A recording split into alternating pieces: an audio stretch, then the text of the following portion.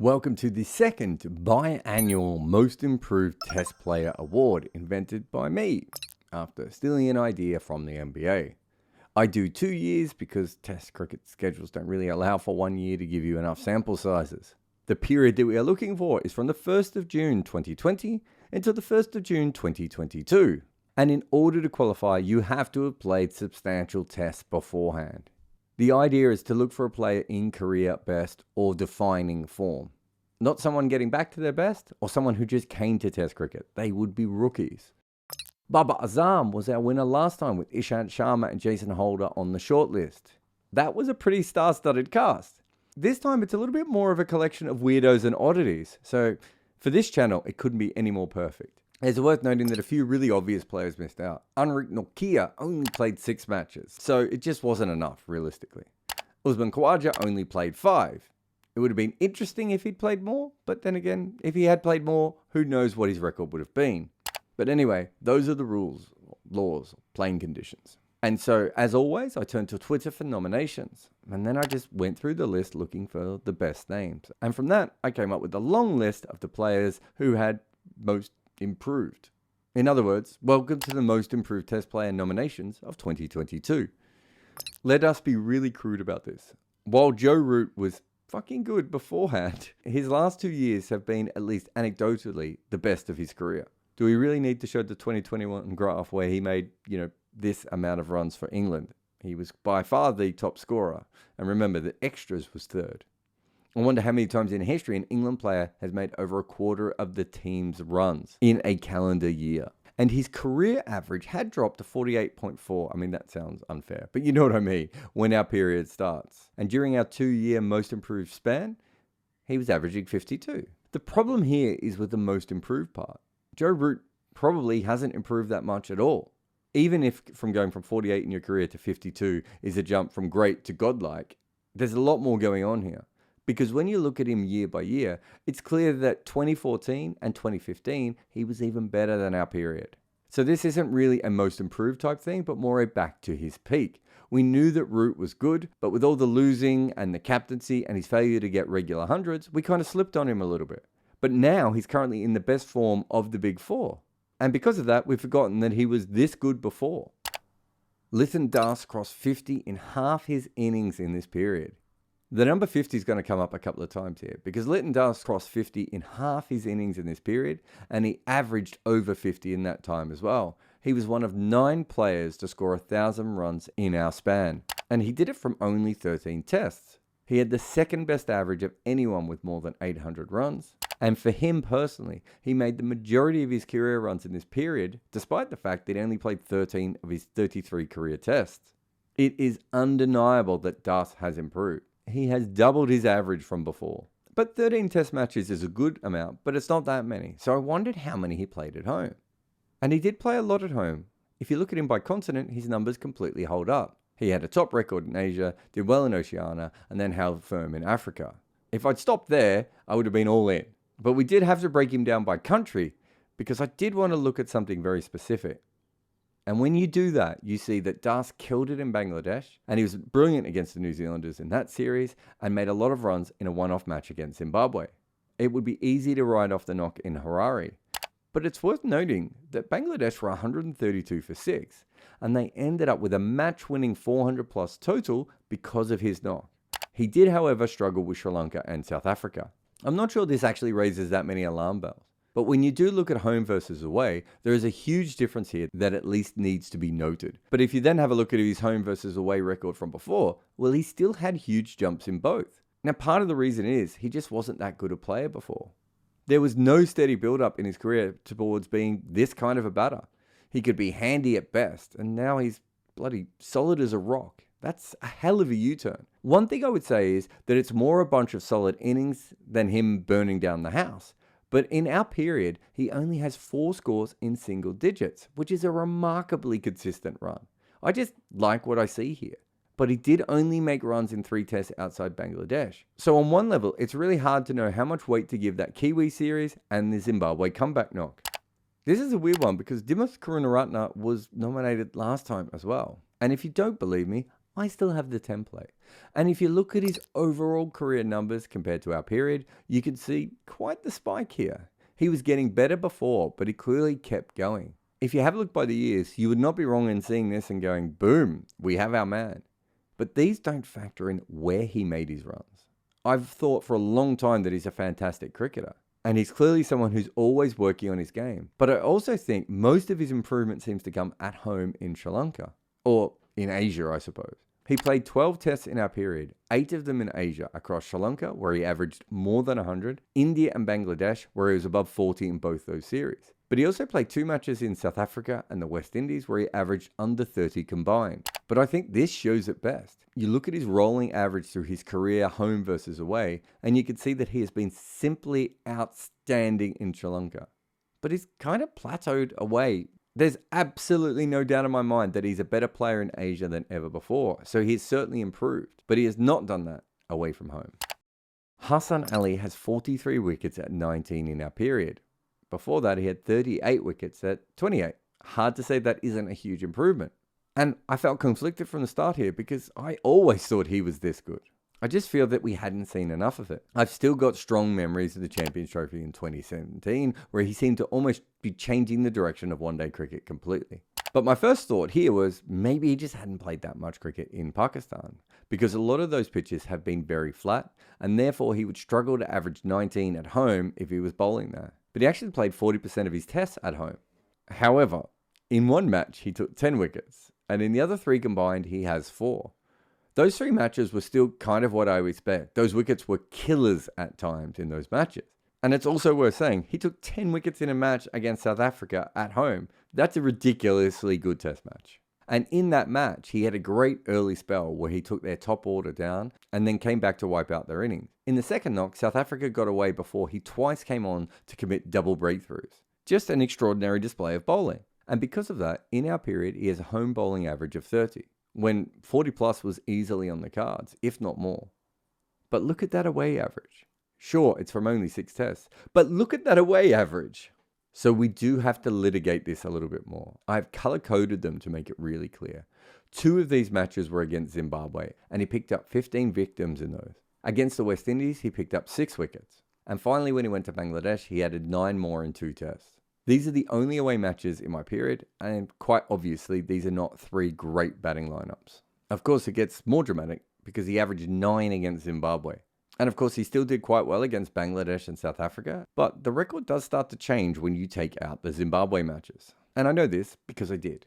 Instead of averaging 19, it means he would average 25, which is almost exactly what he averaged in 2017 and 2018 over his first 2 years in the game, which was also a fairly small sample size. So I think we could safely say he is terrific, and there's no doubt that he probably had a better period, but unless Zimbabwe have got a lot better at batting, I don't think he's improved that much. Also, as an aside, he only bowled 26.5 overs per match in this period, which is a very low amount, and only twice was he needed to bowl 20 overs in an innings. So that suggests that he was used really well when things favoured him. That's good captaincy. But it also has to be factored in with him only playing 10 matches. Keshav Maharaj was a very handy player before, but to keep Simon Harmer out of the team, I think that shows just how good he is at the moment. He also dropped 10 runs off his career average in our period, and there is some funny stuff in his recent record. 2 7-wicket hauls against Bangladesh at home, and then a 5-wicket haul against the West Indies on the pace-friendly St. Lucia track. I mean, he wasn't expecting that coming in, was he? One thing worth noting is that he improved both at home and away. And that is usually a really good sign. He did well in Pakistan and brilliantly in the West Indies and had 1 good test in New Zealand. And it's never a bad sign when your spinner is taking wickets there. Though traditionally, weirdly enough, he does like New Zealand.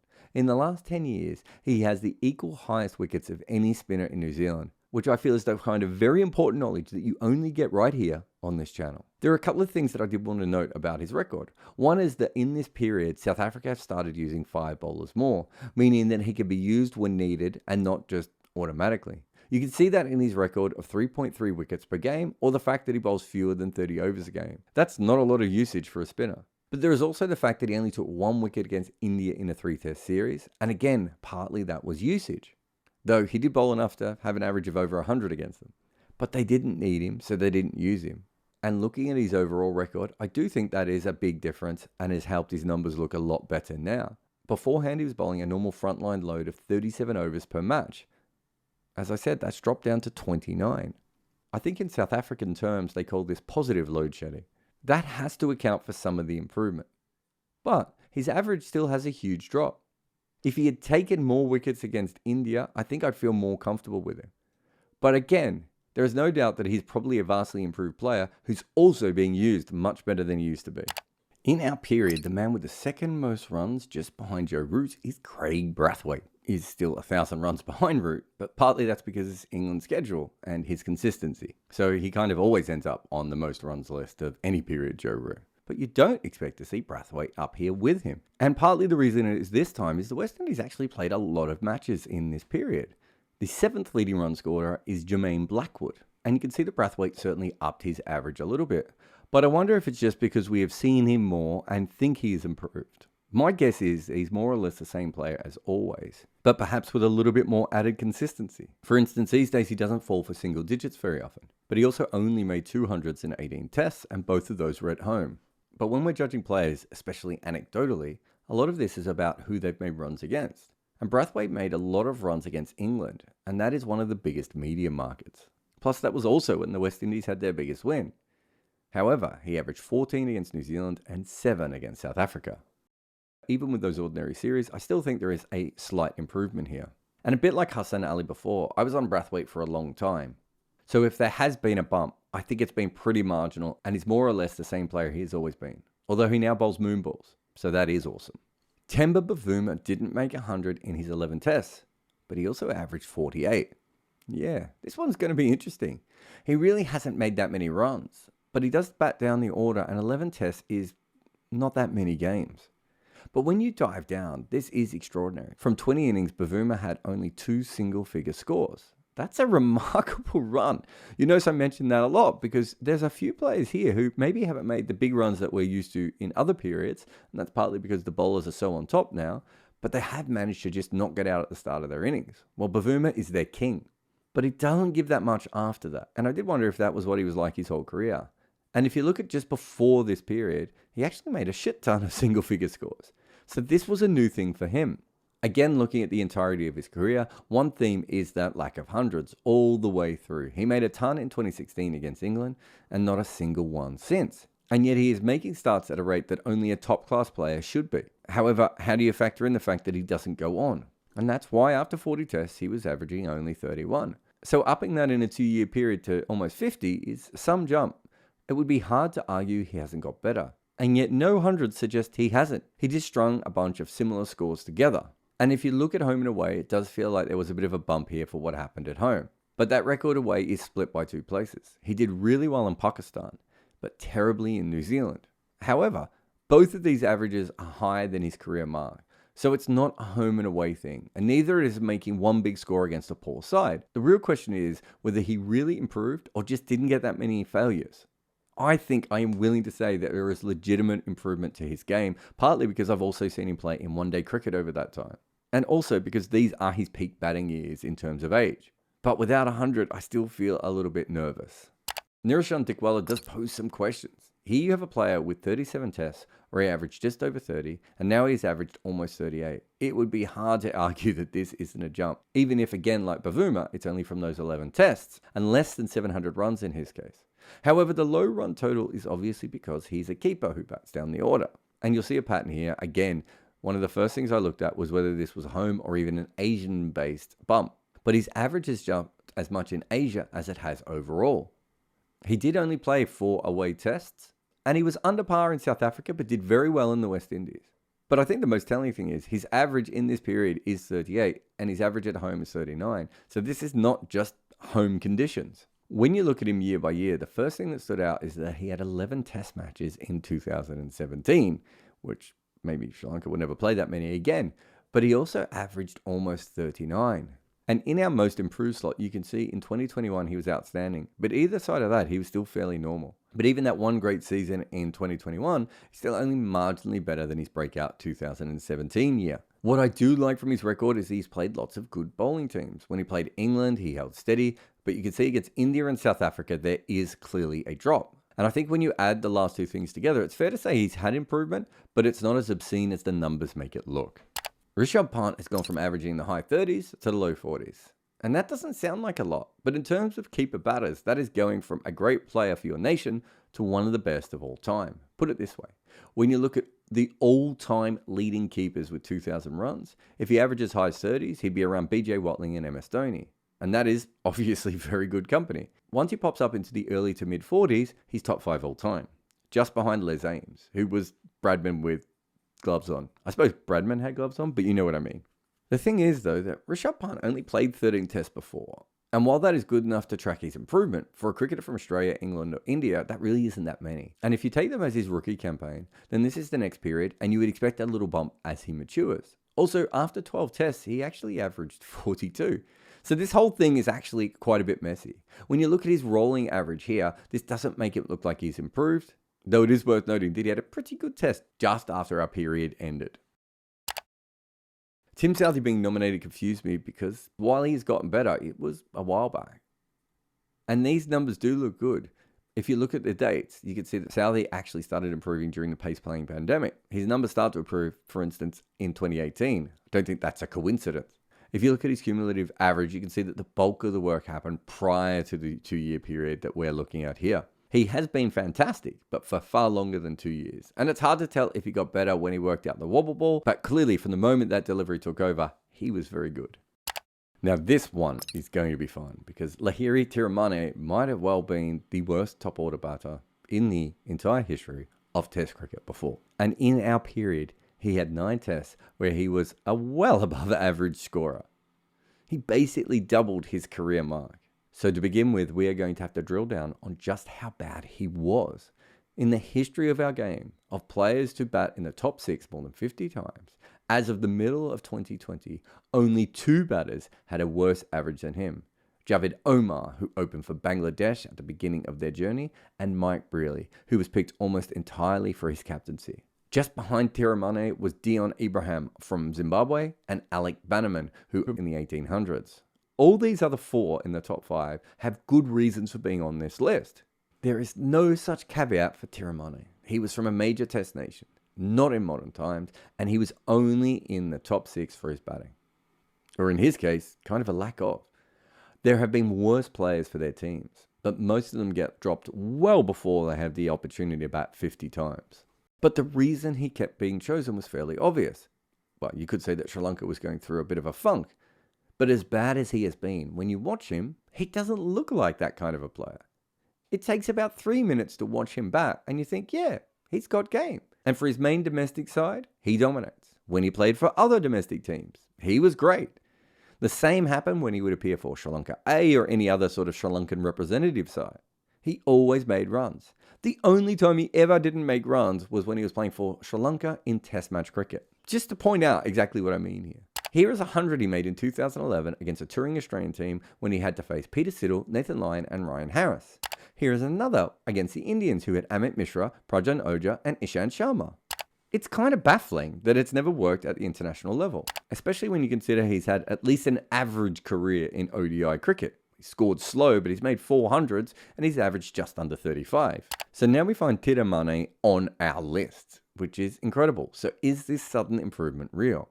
Well, it is only from 9 tests, and so that isn't many. But the first place to start is usually home and away, and you can see that he's been a lot better at home than away. However, as you might expect, he was rubbish at home before, averaging under 25, and he was even worse on the road, so these are still both bumps. However, there are some other things worth sniffing more here.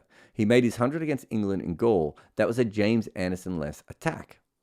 In that, he faced a lot of Jack Leach, who was rubbish against Tiramane's kind, the Southpaws. Dom Bess, who really wasn't an international class bowler at that point. Mark Wood, who wasn't really favoured by the wicket. And Sam Curran's sort of 5th choice bowling.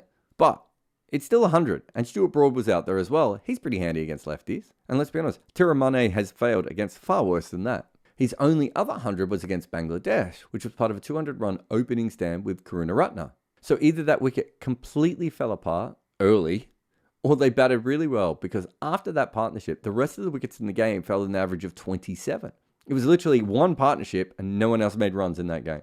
However, the series where I started to go, wait a minute, he looks like he's worked this out, was in the West Indies, where he made 3 consecutive 50s. They stood out for two reasons. One, he made 3 consecutive 50s, which isn't really his thing, and the amount of sledging he got from the West Indians who didn't really think he should make 3 consecutive 50s. The 70 he made in the first innings at North Sound was 41% of Sri Lanka's runs, and he backed that up in the second innings when they had a near 100-run deficit, and he was finally out when they were nearly 100 in front. And his 55 in the next test was from their first 77 runs, which is so random. None of this feels like him. The real problem comes at the ends here. When he played South Africa, it was only 1 test, but he failed. In his last 5 innings, he never passed 20. So was this an improvement or just 6 tests in the middle where he played okay? This one is so tough. There is no doubt he was better, but it still kind of feels like just a collection of decent knocks bookended by his second and third hundreds. And when you think about that last sentence, his first 73 innings, he only had 100. So making his second and third in 9 knocks feels like something. Also, and I think this matters, but I'm not sure, I talked to the new host of the Sri Lanka on 99.94 podcast, and they're not even sure if he's still, like, in the team and with the team. He did play in tests against India this year, but since then, Sri Lanka has played Bangladesh, Australia, and Pakistan. So there is something just incredibly Sri Lanka about spending all those years on him, developing, waiting. Finally, he gets good, and when he does, they just kind of part ways. I was pretty convinced it would be Tiramani coming in here, but the more I've looked at him, I now feel far less sure. Hassan Ali was another that just seemed like an obvious choice, and Maharaj wasn't far off either. And those are the two I think that are most unlucky to miss out on the shortlist. And in truth, every player on this list has been fantastic, and probably most of them have improved. So they're all winners, except that they're not. Because here it is, our shortlist for the 2022 Most Improved Test Player. My nominations are Liton Das, Temba Bavuma, and Lahiri Tiramani. And so we have a contest between two guys who are absolutely brilliant at not getting out cheaply, a decent skill in the pace-playing pandemic, and the bloke who in 6 matches absolutely trolled kind of all of Sri Lankan cricket in one go, and then may have been actually heading out the door as he did it. But there can be only one winner.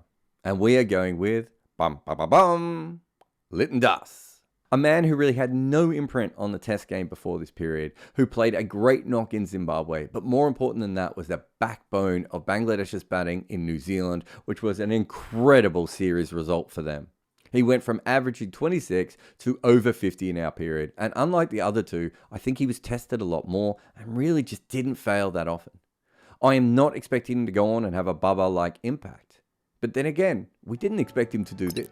It's been a great 2 years for Liton Das, the 2022 Most Improved Test Player.